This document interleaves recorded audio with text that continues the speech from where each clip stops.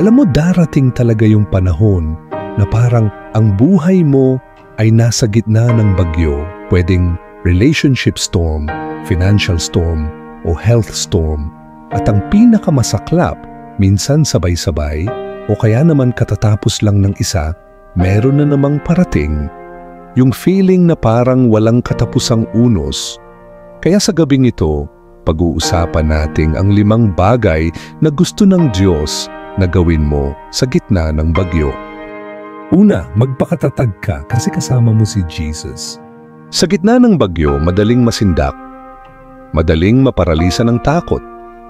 Pero ang tunay na tapang ay hindi yung wala kang takot. Ang tapang ay yung kahit natatakot ka na, pero pinipili mong lumaban.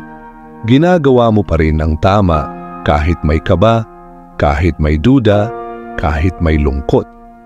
Sabihin mo kay Jesus, Lord, natatakot ako, pero naniniwala akong mas makapangyarihan ka kaysa sa kinakatakutan ko. Kasi totoo naman, He is bigger than your fear. At kahit mahina ka ngayon, sapat ang lakas ni Jesus para sa iyo. Sabi nga sa Deuteronomy 31:6, Be strong and courageous. Do not be afraid, for the Lord your God goes with you. He will never leave you nor forsake you. Kaya kahit anong unos, tandaan mo, hindi ka nag-iisa, kasama mo ang Diyos. Pangalawa, mag-take ng risk sa pananampalataya. May mga pagkakataon na tatawagin ka ni Lord na humakbang. Hindi ka makasunod agad kasi hindi mo alam kung anong mangyayari. Natatakot ka? Normal naman yan. Siyempre, tao lang. Dito, sobrang nakakabilib ang tapang ni Peter. Sa kalagitnaan ng bagyo, nang makita niya si Jesus na naglalakad sa tubig, ang sabi niya, Lord, kung ikaw nga iyan, papuntahin mo ako sa tubig. At sumagot si Jesus, Come. Ang kwentong ito sa Matthew 14:28-29 ay isang powerful reminder that Jesus invites us to step out in faith even when the storm is still raging. Grabe no? Hindi naman tumigil ang bagyo. Bago siya humakbang, nandun pa rin yung alon, yung hangin, yung panganib, pero lumakad pa rin si Peter kasi tumugon siya sa panawagan ni Jesus. Faith is not the absence of fear. It's obedience in the middle of fear. At kadalasan, yung moment na pinaka-natataranta ka, yun din yung moment na inaanyayahan ka ni Lord na magtiwala. Maybe He's calling you to forgive, to take a step towards healing, to start again, or to surrender something heavy. Kahit nakakatakot, humakbang ka. Si Jesus naghihintay sa dulo ng risk mo at kahit malubog ka, tutulungan ka pa rin niya. Pangatlo, mag-focus kay Jesus. Nung inalis na niya ang paningin niya kay Jesus, habang nakatingin siya sa Panginoon, kahit nasa gitna siya ng alon at hangin, nakalakad siya sa tubig. Pero the moment na tumingin siya sa paligid, sa taas ng alon, sa lakas ng hangin, kinabahan siya, natakot at lumubog. Ganon din tayo. Kapag masyado na tayong nakatingin sa problema, sa kakulangan, sa sakit, parang nilulunod tayo ng takot, ng stress, ng hopelessness. Pero kapag nakafocus tayo kay Jesus, nagkakaroon tayo ng lakas na hindi natin akalaing meron pala tayo. Kaya sa gitna ng bagyo, huwag mong alisin ang tingin mo kay Lord.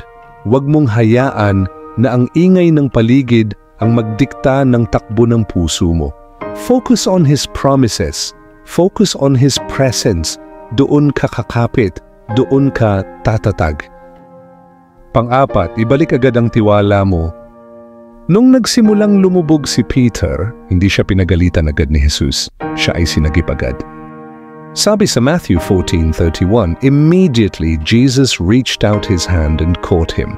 You of little faith, He said, Why did you doubt?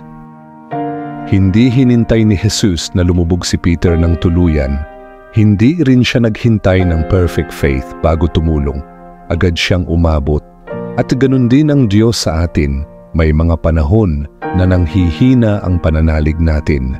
May mga oras na natatalo tayo ng duda, takot o pagod. Pero ang kagandahan ng biyaya ng Diyos, hindi mo kailangang maging okay para sagipin niya. Kahit kulang ang pananampalataya mo, sapat si Jesus. Huwag mong hayaan na ang doubt ang manalo sa puso mo. Kung nadapa ka, bumalik ka agad sa tiwala, hindi sa sarili mong lakas, kundi sa lakas ni Lord. Because even when your faith is shaky, God's grip on you is steady. Panglima, purihin mo ang Diyos. Sa gitna ng bagyo, may choice ka pa rin. Pwede kang mag-worry o mag-worship, pwede kang mag-panic o mag-pray, pwede kang matakot o magtiwala. Hindi mo kontrolado ang paligid, pero may control ka kung paano ka magre-respond. At the most powerful response in the middle of the storm is this: purihin mo si Lord.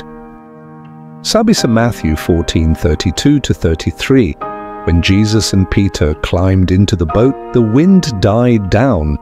Then those who were in the boat worshipped him, saying, "Truly, you are the Son of God." Grabe, no? Hindi lang tumigil ang bagyo, nagbago rin ang puso ng mga disciples. From fear to worship, from panic to praise. At ganun din ang gustong mangyari ni Lord sa puso mo. Kahit may bagyo, may kapayapaan kapag kasama mo si Jesus. Hindi dahil perfect ang sitwasyon, kundi dahil perfect ang presensya niya. So instead of focusing on the storm, focus on the one who calms the storm. Worship him because even in the chaos, he is worthy. Kaya naman kapatid, sa gitna ng bagyo, huwag mong kalimutan. Ito, hindi man natin maiwasan ang bagyo sa buhay, pero hindi rin tayo iiwan ng Diyos sa gitna nito. Magpakatatag dahil kasama mo si Jesus. Humakbang sa pananampalataya kahit natatakot ka. I-focus mo ang mata't puso mo kay Lord, hindi sa problema. Kapag nadapa ka, ibalik agad ang tiwala mo.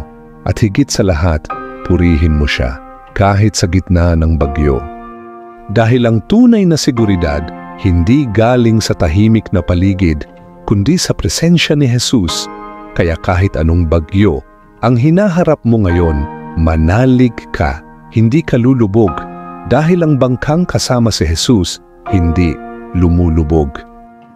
Lord, salamat po dahil kahit may bagyo sa buhay namin, hindi mo kami iniiwan. Turuan mo kaming magpakatatag, humakbang sa pananampalataya, at manatiling nakafocus sa iyo. Kapag kami nadapa, iahon mo kami at ipaalala mong sapat ka kahit kulang kami. At sa halip na magpanik o magworry, tulungan mo kaming patuloy na manampalataya at magpuri dahil ikaw ang Diyos na kayang pahupain ang kahit anong unos. Salamat po sa oras na ito na muli ikaw ay aming nabigyan ng kaluguran sa pamamagitan ng pakikinig sa iyong mensahe. Naway ang bawat natutunan namin ay tumimo sa aming mga puso upang sa pagdating ng unos, ikaw ang aming pundasyon. Sa iyo ang papuri at pagsamba. In Jesus' name, Amen. Kapatid, bago tayo magtapos, maaari ka bang mag-like and comment? At kung hindi ka pa nakapag-subscribe sa channel na ito ng Living by Grace, please don't forget to hit the subscribe button. I-share mo na din sa mga kakilala mo na sa tingin mo ay makakatulong sa kanila ang message ngayong gabi. Hanggang sa muli, Shalom!